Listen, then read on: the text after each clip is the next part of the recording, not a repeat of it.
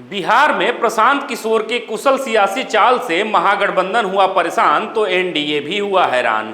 दरअसल बिहार विधानसभा चुनाव 2025 में अब प्रशांत किशोर ने सीधे तौर पर तेजस्वी यादव को खुली चुनौती दे दी है, क्योंकि जनसुराज पार्टी के संस्थापक प्रशांत किशोर ने 2025 बिहार विधानसभा चुनाव में उतरने का इरादा साफ कर दिया है और खुले तौर पर पीके ने स्पष्ट कर दिया है कि वे तेजस्वी यादव के खिलाफ लड़ने को तैयार हैं। ऐसे में सवाल है, प्रशांत किशोर की यह चुनावी दावेदारी तेजस्वी यादव के लिए कितना बड़ा चैलेंज होगी। हालांकि अभी तक की अटकलों में यह भी माना जा रहा था, कहा जा रहा था कि प्रशांत किशोर अपनी जन्मभूमि करहगर विधानसभा से भी चुनाव लड़ सकते हैं। ऐसे में आइए जानते हैं, अगर प्रशांत किशोर रोहतास की करहगर से उतरे या फिर वैशाली की राघोपुर से तेजस्वी यादव को चुनौती दें, तब इन दोनों संभावनाओं का स्थानीय से लेकर राज्य स्तरीय राजनीति पर क्या असर देखने को मिलेगा। खैर, पहले समझिए करहगर का सियासी समीकरण, क्योंकि करहगर रोहतास जिले में पूरी तरह से ग्रामीण सीट है जो सासाराम लोकसभा क्षेत्र के अंतर्गत आती है, जहां स्थानीय सामाजिक समीकरणों में कुशवाहा, कोयरी, यादव, एससी व ईबीसी समूहों की अच्छी खासी हिस्सेदारी व भागीदारी मानी जाती रही है। साथ ही अब तक करहगर विधानसभा में बुनियादी ढांचा, सिंचाई, स्वास्थ्य सुविधाएं, स्कूल कॉलेज की उपलब्धता और सड़क कनेक्टिविटी चुनावी बहस का स्थायी एजेंडा और मुद्दा रही है।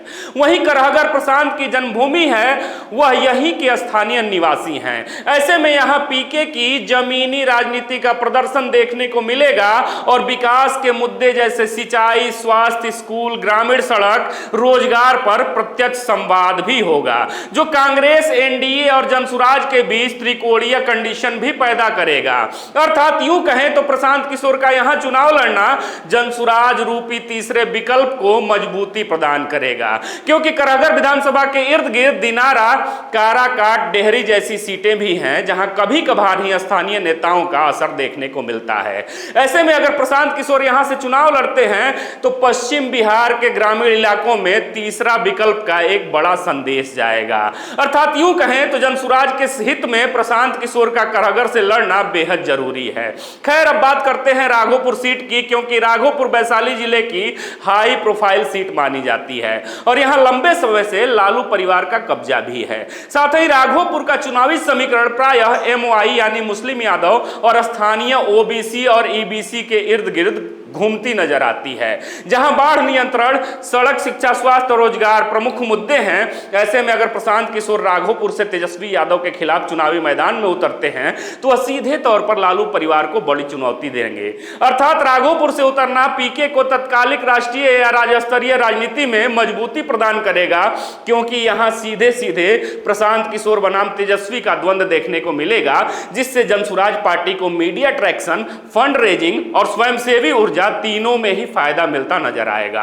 लेकिन याद रखिए, वर्ष 2020 में राघोपुर को तेजस्वी ने 38,000 प्लस की मजबूती बढ़त से जीता था, अतः इसीलिए इस किले में सेंध लगाना भी प्रशांत किशोर के लिए इतना आसान नहीं होगा।